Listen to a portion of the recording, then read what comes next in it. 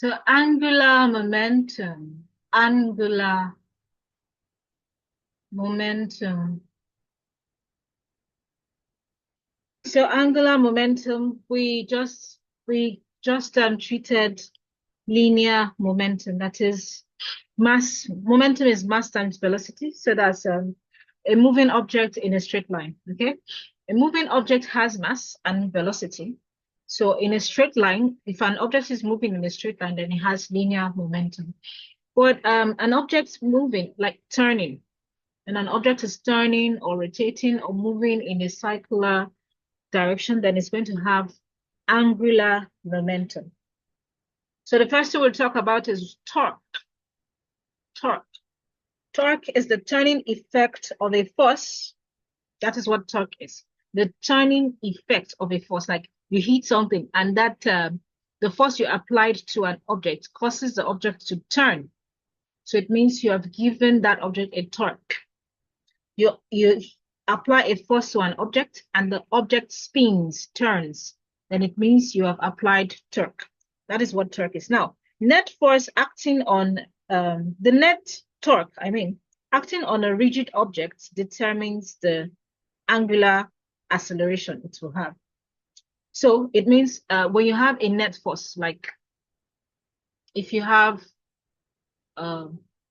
if you have unbalanced forces, like you have a force moving, pushing an object, okay? The net force, that because you're applying a force on an object, it will cause the object to move. So, but when you're applying torque on an object, it will cause the object to have an angular acceleration. Force makes objects move. So in a linear direction, if you apply force to an object and it moves in a linear direction, then you will say it's, okay, if the speed increases or the velocity increases, sorry, when the velocity increases, then you will say that it has an acceleration because velocity is changing. So it will have an acceleration. Now, so also you apply torque to a force that makes an object to spin. So as you're increasing that torque, the object's angular acceleration is going to increase as well. Okay, I hope this makes sense. So the net force on an object determines linear acceleration. Also, the net torque on an object determines its angular acceleration. The more torque, the more angular acceleration, the more spinning fast in an angle. Okay? So the quantitative measure of the tendency of a force to cause or change a body's rotational motion is called torque. So let me just write. Torque is the turning effect of a force. And then you can also say it is the quantitative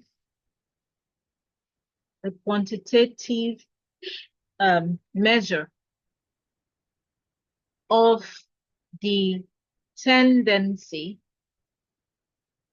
of a force to cause or change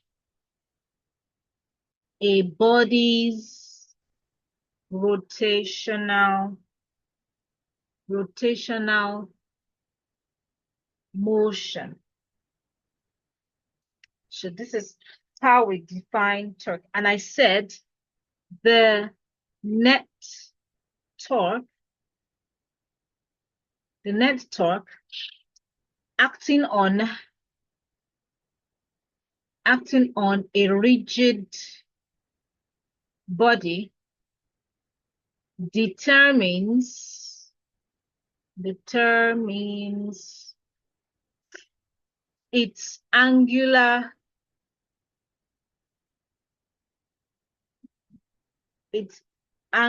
acceleration. Determines its angular acceleration. Sorry. So you can pause this to write that down. Now, we go on to how the expression, the mathematical expression for torque. So first of all, torque is represented by the Greek letter tau.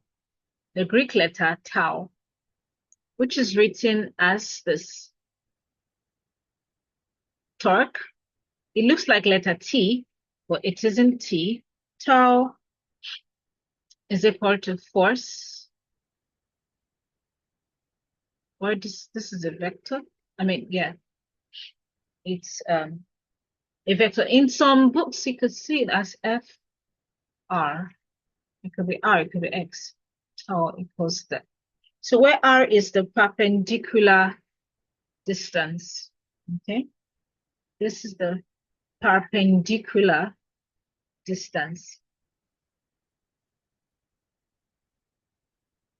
And the unit of force, the SI unit of torque, of torque is Newton meter. Newton meter, which is Nm. So now, angular momentum is it's a vector quantity and it's denoted by the letter L. Angular momentum now is a vector quantity denoted by the letter L. So L, this is angular momentum. It's a vector quantity. And the relationship, its relationship with linear momentum, P, is the same relationship that torque has with force. So how do I explain this? When we talk about momentum, we can look at it as a linear momentum, motion of an object in a straight line. But angular momentum is the motion of an object in a circular way, a circular path. So also is torque. Torque is a force that makes things to take a circular path or things to rotate. But the linear force we are used to is just a force applied to things that we push that makes things move in a straight line, okay? Push an object forward. So the relationship between the two is similar. I hope you get that, okay? Relationship between linear momentum and angular momentum is the same relationship between torque and force, okay? So we have seen that, we saw earlier that torque is equal to R times F force, that is perpendicular distance times force. They are both vector quantities. And we know that linear momentum P is equal to mass times velocity, right? So therefore, linear momentum now will be R times P, okay? Because it is a momentum in a curved direction, a circular direction. So this is like the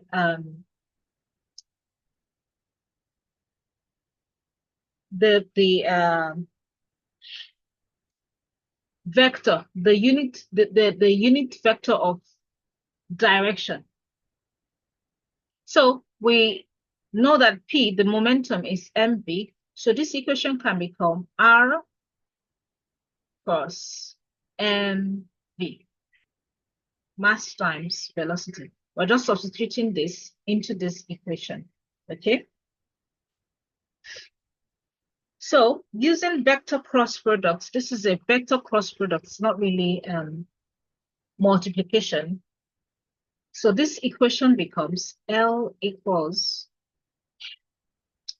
R M V R sine phi, where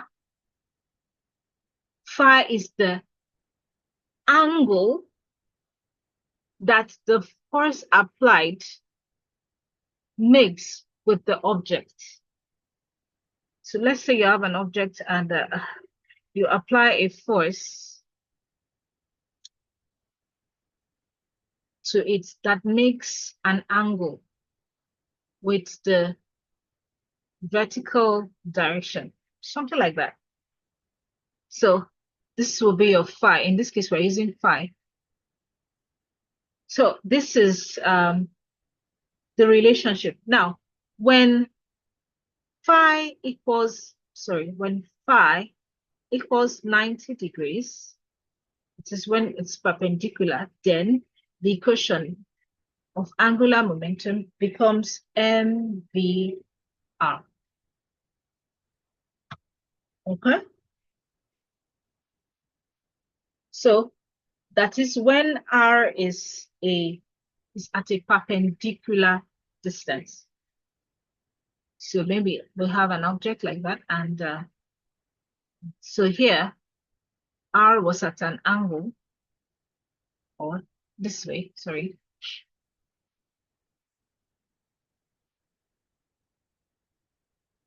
So here r is at an angle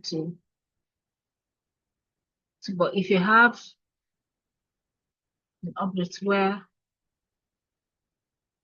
this time around r is applied perpendicularly, where phi is 90. So this is your r, and then that is the case we are explaining here. So when we have a perpendicular distance. Now, when the net force that acts on a particle, when a net force acts on a particle, its velocity and momentum will change. So the angular momentum may also change. When a net force acts on a particle or an object, its velocity and momentum will change. When you talk about net force, think about it as an increasing force or an unbalanced force.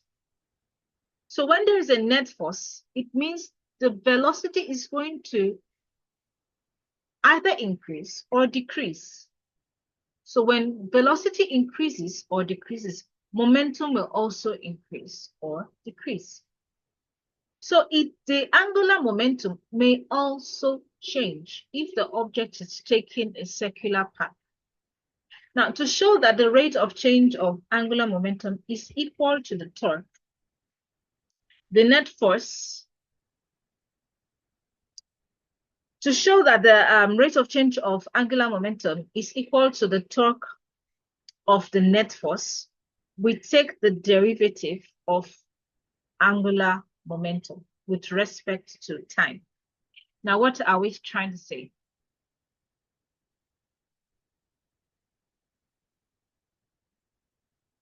To show that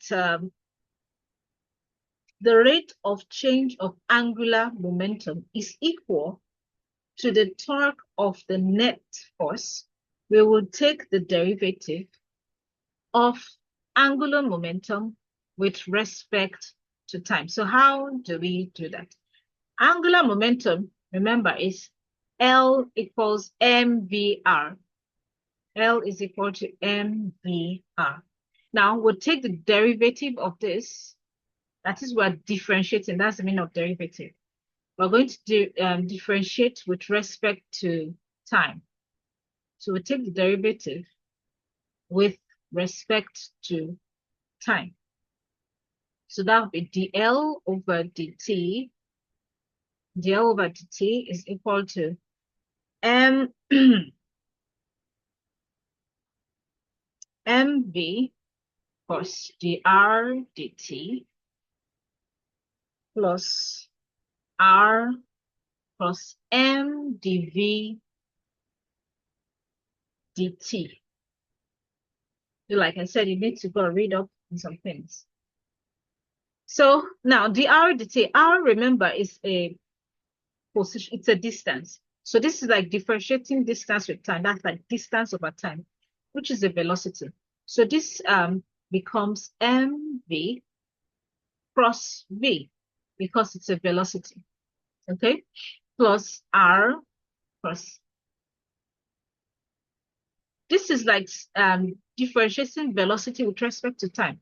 So velocity over time is an acceleration. So dv dt is the same thing as acceleration, which is also a vector quantity.